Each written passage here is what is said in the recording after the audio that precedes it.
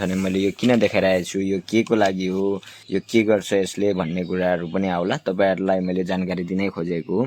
विशेष गरी कुकुर पाल्ने जति पनि हुनुहुन्छ, कुकुर पाल्ने जति कुकुरलाई माया गर्ने कुकुर पाल्नेहरू हुनुहुन्छ, सबैजनालाई मैले यो विशेष गरी किन मैले यो र्यापिड टेस्ट किटको यो देखाइरहेको छु भने यो सबैमा पोजिटिभ देखाएको छ क्या। भनेको यो हामीले टेस्ट गर्यौं, यसमा पनि पोजिटिभ आयो, यसमा टेस्ट गर्यौं, यसमा पनि पोजिटिभ आयो, यसमा टेस्ट गर्यौं, यो पनि पोजिटिभ आयो, यसमा टेस्ट गर्यौं, यो पनि पोजिटिभ आयो। सम्पूर्णमा नमस्कार। अगाडिको भिडियो हेर्नुभयो हैन त?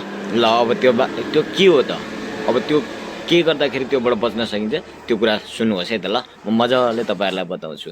यो भिडियो चाहिँ मजाले सबै मजाले हेर्नु, सबै बुझिहाल्नुहुन्छ है त। हेरेको हुन्छु। आज पनि छुट्टै तपाईहरुले जान्नै पर्ने कुराहरु लिएर आएको छु। जति पनि कुकुर पाल्ने डग्स लभरहरु हुनुहुन्छ, उहाँहरुले चाहिँ एकदम इम्पोर्टेन्ट कुरा छ, उहाँहरुले बुझ्नै पर्ने हुन्छ। यो भिडियोहरुलाई अन्तिमसम्म हेर्नु होला, किनभने तपाईहरुकै लागि मैले भिडियो बनाएर ल्याएको छु। इम्पोर्टेन्ट भिडियोहरु छ। तपाईले यो भिडियो हेरिसकेपछि साच्चीकै मैले गफ दिए हो कि साच्चीकै रियली हो कि भने त्यो समस्या भएपछि थाहा पाउनुहुन्छ तपाईहरुले। त्यो भएकोले गर्दाखेरि आज चाहिँ विशेष गरी मैले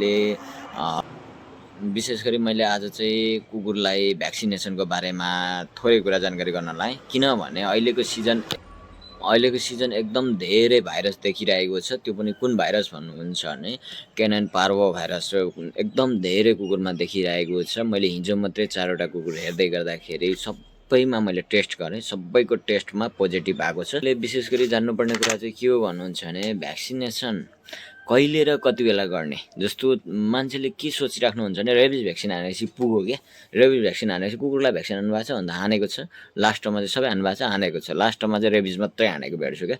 टाइममा भ्याक्सिनेसनै गर्नुहुन्न उहाँहरूले, अनि यो भाइरसले लाग्ने सम्भावना एकदम धेरै हुन्छ। भ्याक्सिनेसन हानेको कुकुरलाई पनि कहिलेकाहीँ भेट्छ, तर भ्याक्सिनेसन हानेको कुकुरलाई चाहिँ भेटे पनि इम्युनिटी हाई भइसकेको हुन्छ, त्यो भाइरससँग लड्ने क्यापेसिटी शरीरमा बढिसकेको हुन्छ।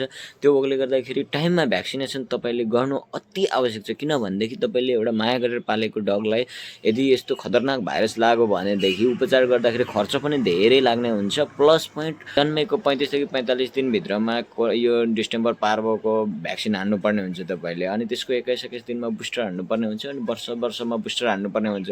त्यो भएर भ्याक्सिनेसन टाइममा गर्नुभयो भने खर्च पनि कम हुन्छ तपाईलाई। जम्मी तपाईले भ्याक्सिनेसन गरिदिनुहोस्, जुकाको औषधि टाइममा गरिदिनुहोस्, बास पुग्यो क्या। तपाईहरुले चाहिँ भ्याक्सिनेसनै गर्नु अल्छी गर्नुभयो भने तपाईहरुको कुकुर एकदम धेरै बिरामी हुन्छ, एकदम धेरै समस्या आउँछ। यदि यो भाइरसले पार्भोले भेट्यो भने जुन अहिले मैले भनिरहेको छु तपाईलाई, यसले भेट्यो भने कुकुरहरुलाई ब्लड डायरिया गराउने, भमिट गराउने, खानापिना खानु बन्द गरिदिने, कमजोरी हुने, डिहाइड्रेसनमा गएर 2-4 दिनमा कुकुर मर्ने समस्या पनि हुन्छ।